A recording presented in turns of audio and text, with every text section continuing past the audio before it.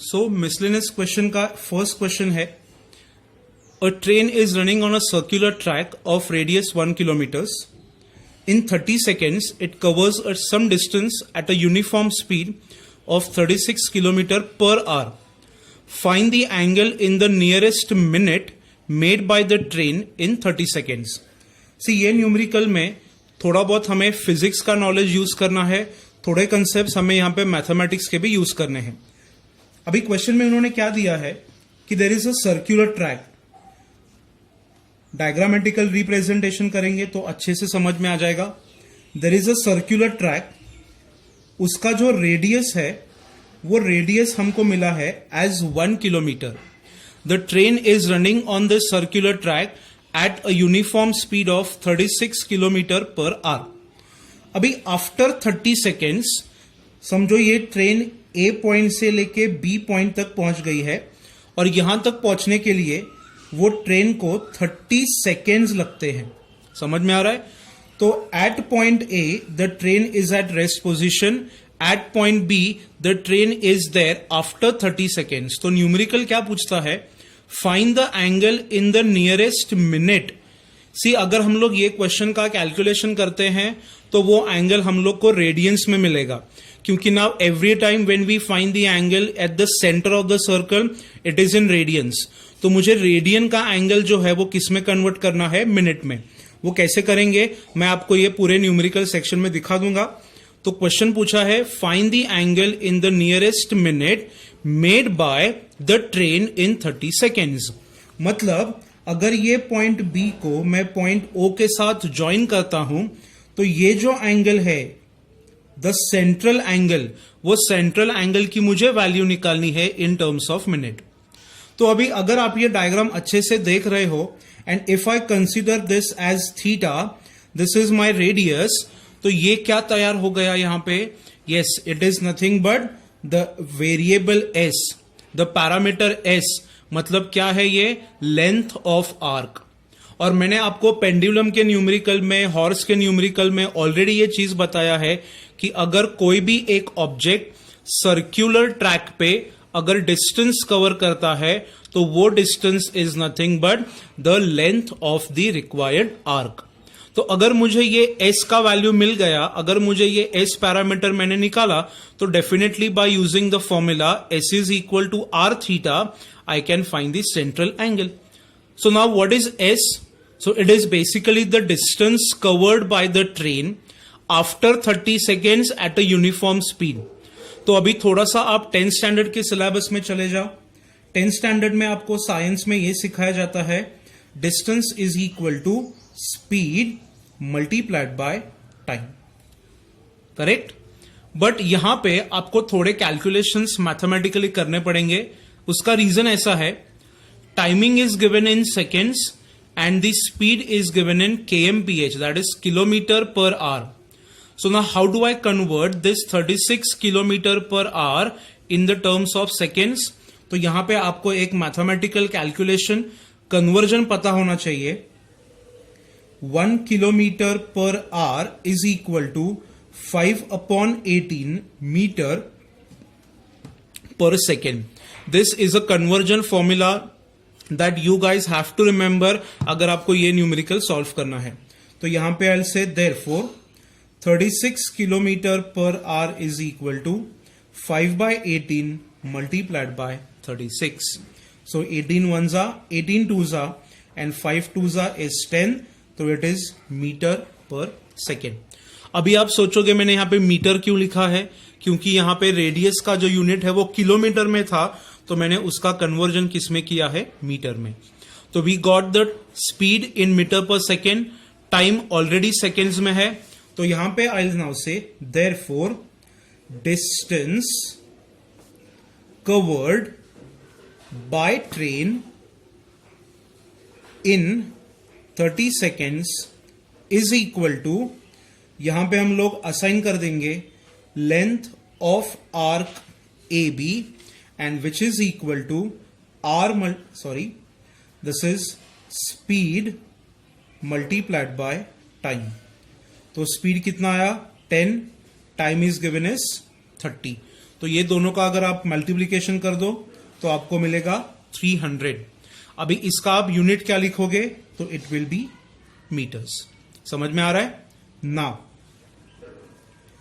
S is equal to r theta radians, तो 300 is equal to, now radius is given in kilometres, so definitely मुझे उसका conversion किसमें करने पड़ेगा, metres में। तो I have 1 kilometre as 1000 metres multiplied by theta radians. So therefore, theta radians is equal to 300 divided by 1000, and this is equal to 3/10. Have you understood this? So ये जो angle है वो कौन से फॉर्म में हम लोग ने निकाला है, तो it is in the radian measurement. Now the question arises, how do I convert the radian measurement into minute form. अगर आपने ये चैप्टर का previous, I guess the first और सेकेंड वीडियो अगर देखा रहेगा, तो उसमें मैंने आपको सेक्साडेसिमल सिस्टम का एक मेजरमेंट सिखाया था, एंड उसमें आई हैड गिवन यू कि अगर 1 डिग्री को 60 पार्ट्स में डिवाइड करे तो we get a minute angle, 1 minute को 60 पार्ट्स में डिवाइड करे तो वी गेट सेकेंड का एंगल। तो अगर मुझे ये रेडियन एंगल को मिनट एंगल में कन्वर्ट करना है तो मुझे पहले ये रेडियन एंगल को डिग्री के फॉर्म में कन्वर्ट करना पड़ेगा ना। How do we do that, तो आपको सबको पता है 1 radian is equal to how many degree angles, it is 180 upon pi degrees. तो these many radians will be equal to 3/10,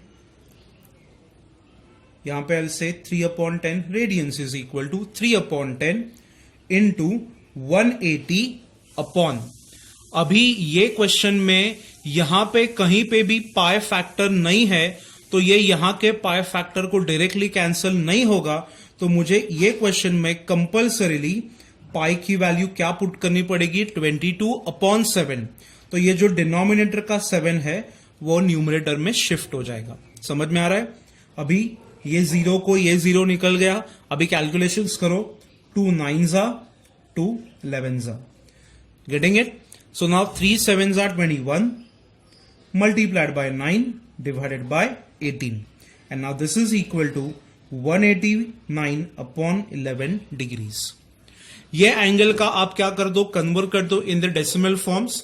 तो डेसिमल फॉर्म में अगर आप ये कन्वर्ट करते हो तो आपको क्या मिलेगा, देखो 11 1s are 11, we have 18 minus 11 as 17, that is 7, तो 79 आ गया, तो 11 7s are 77। समझ में आ रहा है? we have 2, तो it is 11 1s are 11, now we have 11 8s are, तो आपको आंसर कितना मिला, 17.18 degrees. This is an approximate degree angle. इतना समझ में आ रहा है? ये क्वेश्चन थोड़ा सा बड़ा है, कॉम्प्लिकेटेड नहीं है, but it is a bit lengthy numerical, इसलिए जनरली ये न्यूमेरिकल आपको थ्योरी के सिलेबस में नहीं पूछा जाता।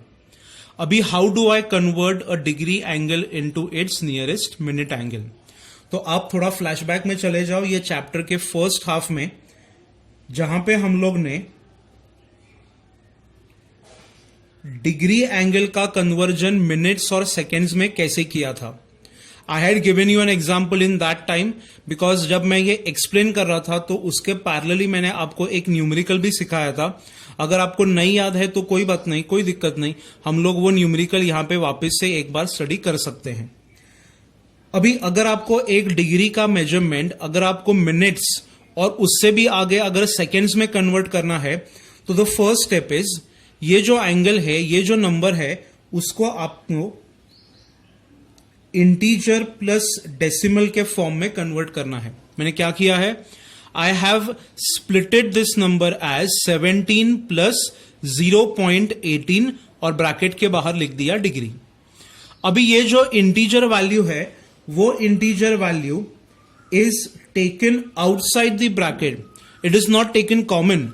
This integer value is taken outside the bracket as a degree measurement, और ये जो रिमेनिंग पोर्शन है वो रिमेनिंग पोर्शन को I will multiply by 60 so that this is converted as a minute angle.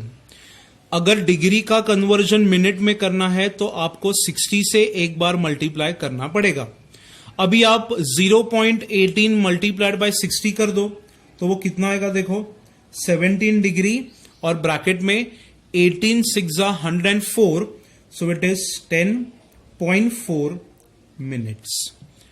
Now the question says convert this angle into nearest minute.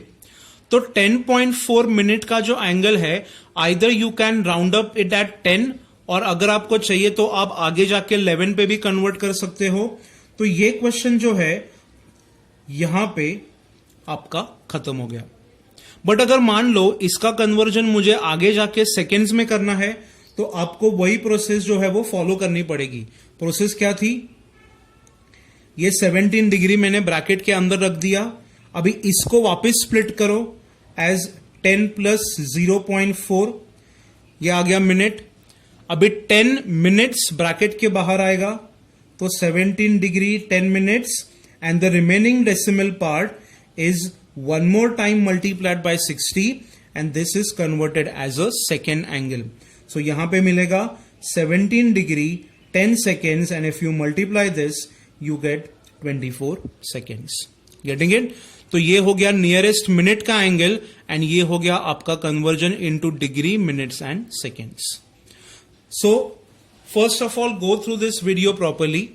ये numerical आप अपने notebook में पहले लिख लो एंड बाद में अगर आप वो न्यूमेरिकल गो थ्रू करो, मतलब आपको वो न्यूमेरिकल में हम लोग ने कौन से नए फैक्टर्स यूज किए हैं, क्या हम लोग ने प्रोसेस यूज किया है, क्या इंफॉर्मेशन, क्या डेटा आपको दिया है, आप ये अच्छे से समझ पाओगे।